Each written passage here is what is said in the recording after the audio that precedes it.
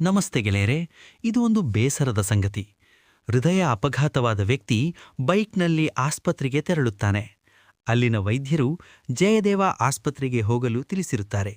ಯಾವುದೇ ಆಂಬ್ಯುಲೆನ್ಸ್ ಸೇವೆ ಇಲ್ಲದೆ ಅದೇ ಹೃದಯಾಘಾತವಾದ ವ್ಯಕ್ತಿ ತನ್ನ ಪತ್ನಿಯೊಂದಿಗೆ ಬೈಕ್ನಲ್ಲಿ ಜಯದೇವ ಆಸ್ಪತ್ರೆಗೆ ಹೋಗುವಾಗ ಎದೆ ನೋವು ಜಾಸ್ತಿಯಾಗಿ ಅಪಘಾತವಾಗುತ್ತೆ. ಪತ್ನಿ ದಾರಿಯ ಎಲ್ಲ ಜನರ ಬಳಿ ಸಹಾಯಕ್ಕಾಗಿ ಹಾತೊರೆಯುತ್ತಾಳೆ. ಒಬ್ಬನೇ ಒಬ್ಬ ವ್ಯಕ್ತಿ ಬಂದು ಸಹಾಯ ಮಾಡಿಲ್ಲ. ನೋಡುತ್ತಲೇ ಪತ್ನಿಯ ಕಷ್ಟ ನೋಡುತ್ತಾ ಪತಿ ಪ್ರಾಣಪಕ್ಷಿ ಹಾರಿ ಹೋಗುತ್ತೆ. ಎತ್ತಾ ಕಡೆ ಸಾಗುತ್ತಿದೆ ಸಮಾಜ? ಅದೇ ಜಾಗದಲ್ಲಿ ನಿಮ್ಮ ಅಣ್ಣ, ತಮ್ಮ, ತಂಗಿ, ಅಕ್ಕ ಇದ್ದರೆ ಸುಮ್ಮನಿರ್ತಾ ಇದ್ರಾ? ಅದೇ ಮಹಾತಾಯಿ ಒಬ್ಬನ ಸಹಾಯದಿಂದ ಆಸ್ಪತ್ರೆಗೆ ತೆರಳಿದಾಗ ಪ್ರಾಣಪಕ್ಷಿ ಹಾರಿ ಹೋಗಿರುವುದು ತಿಳಿದು ತನ್ನ ಗಂಡನ ಕಣ್ಣುಗಳು ದಾನ ಮಾಡಿದ್ದಾಳೆ. ನಿಂತು ನೋಡಿರುವ ಮಹಾಜನತೆಗೆ ನನ್ನದೊಂದು ದೊಡ್ಡ ನಮಸ್ಕಾರ. ನಿಮ್ಮ ಕುಟುಂಬಗಳು ಚೆನ್ನಾಗಿರಲಿ.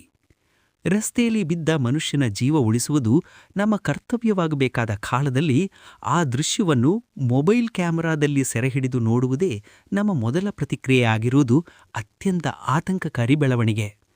ಇತ್ತೀಚೆಗೆ ಪ್ರಕಟವಾದ ಈ ಘಟನೆ ಕೇವಲ ಅಪಘಾತದ ವರದಿಯಲ್ಲ, ಅದು ನಮ್ಮ ಸಮಾಜದ ಮಾನವೀಯ ಕುಸಿತದ ಸ್ಪಷ್ಟ ಪ್ರತಿಬಿಂಬ. ಒಬ್ಬ ವ್ಯಕ್ತಿ ಗಂಭೀರವಾಗಿ ಗಾಯಗೊಂಡು ರಸ್ತೆಯಲ್ಲಿ ಬಿದ್ದಿದ್ದಾನೆ. ಸಮಯಕ್ಕೆ ಸರಿಯಾಗಿ ವೈದ್ಯಕೀಯ ನೆರವು ದೊರೆತಿದ್ದರೆ ಜೀವ ಉಳಿಯಬಹುದಾದ ಸ್ಥಿತಿ. ಆದರೆ ಅಲ್ಲಿದ್ದವರಲ್ಲಿ ಬಹುತೇಕರು ಸಹಾಯ ಮಾಡಲು ಮುಂದೆ ಬರಲಿಲ್ಲ. ಕೆಲವರು ನಿಂತು ನೋಡಿದರು, ಕೆಲವರು ವಿಡಿಯೋ ಮಾಡಿದರು, ಇನ್ನು ಕೆಲವರು ಅಸಡ್ಡಿಯಿಂದ ದಾರಿ ಹೋದರು. ಈ ಮೌನವೇ ಇಂದು ನಮ್ಮ ದೊಡ್ಡ ಅಪರಾಧ.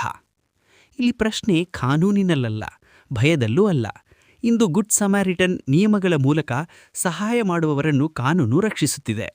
ಆದರೂ ಸಹಾಯದ ಕೈಗಳು ಮುಂದಕ್ಕೆ ಬಾರದಿರುವುದು ಮಾನವೀಯತೆ ಎಂಬ ಮೌಲ್ಯವೇ ನಿಧಾನವಾಗಿ ಸಮಾಜದಿಂದ ಮಾಯವಾಗುತ್ತಿದೆ ಎಂಬುದನ್ನು ಸೂಚಿಸುತ್ತದೆ. ನಾವು ಯಾವ ಸಮಾಜ ನಿರ್ಮಿಸುತ್ತಿದ್ದೇವೆ? ಅಪಘಾತದ ವೇಳೆ ಒಬ್ಬರ ಜೀವಕ್ಕಿಂತ ದೃಶ್ಯಗಳೇ ಮುಖ್ಯವಾದ ಸಮಾಜವೇ? ನನಗೆ ಏನು ಬೇಕು ಎಂಬ ಸ್ವಾರ್ಥದ ಮನಸ್ಥಿತಿ ನಾನು ಸಹಾಯ ಮಾಡಲೇಬೇಕೇ ಎಂಬ ಮಾನವೀಯ ಪ್ರಶ್ನೆಯನ್ನು ಮರೆಮಾಡಿದೆ. ಇಂದು ರಸ್ತೆಯಲ್ಲಿ ಬಿದ್ದವನು ಅಪರಿಚಿತನಾಗಿರಬಹುದು, ಆದರೆ ನಾಳೆ ಅದೇ ಪರಿಸ್ಥಿತಿಯಲ್ಲಿ ನಮ್ಮವರೇ ಇರಬಹುದು. ಅಂದು ಸಹಾಯಕ್ಕಾಗಿ ನೋಡುತ್ತಿರುವ ಕಣ್ಣುಗಳಿಗೆ ಪ್ರತಿಯಾಗಿ ಕ್ಯಾಮರಾ ಲೆನ್ಸ್ಗಳು ಎದುರಾಗಿದ್ದರೆ ಅದರ ನೋವು ಎಷ್ಟು ಭೀಕರವಾಗಿರುತ್ತದೆ ಎಂಬುದನ್ನು ನಾವು ಊಹಿಸಲೇಬೇಕು. ಅಭಿವೃದ್ಧಿ ಎಂದರೆ ಕೇವಲ ರಸ್ತೆ, ವಾಹನ, ಮೊಬೈಲ್ ಅಲ್ಲ. ಮಾನವೀಯ ಸ್ಪಂದನೆಯು ಅಭಿವೃದ್ಧಿಯ ಅಳತೆಯಾಗಬೇಕು. ಅಪಘಾತದ ದೃಶ್ಯವನ್ನು ವೈರಲ್ ಮಾಡುವುದಕ್ಕಿಂತ ಜೀವ ಉಳಿಸಿದ ಕಾರ್ಯವೇ ಸಮಾಜದಲ್ಲಿ ಮಾದರಿಯಾಗಬೇಕು. ಇದು ಒಂದು ಘಟನೆಯ ಟೀಕೆಯಲ್ಲ, ಇದು ನಮ್ಮೆಲ್ಲರಿಗೂ ಒಂದು ಎಚ್ಚರಿಕೆ. ಮುಂದಿನ ಬಾರಿ ಇಂತಹ ದೃಶ್ಯ ಎದುರಾದಾಗ ಮೊದಲು ಮೊಬೈಲ್ ಕೈಗೆತ್ತಿಕೊಳ್ಳುವುದಕ್ಕಿಂತ ಮನುಷ್ಯನ ಕೈ ಹಿಡಿಯುವ ಧೈರ್ಯ ನಮ್ಮಲ್ಲಿ ಮೂಡಬೇಕು. ಇಲ್ಲವಾದರೆ ಮಾನವೀಯತೆ ಇಲ್ಲದ ಈ ಸಮಾಜದಲ್ಲಿ ನಾವು